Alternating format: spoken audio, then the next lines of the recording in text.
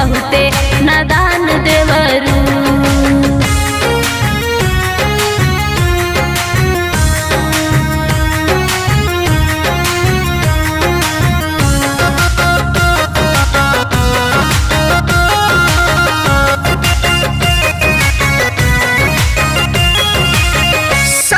सिखा देहलस हमके मोबाइल, हमरा के जान मारे तोहरा इस्माइल।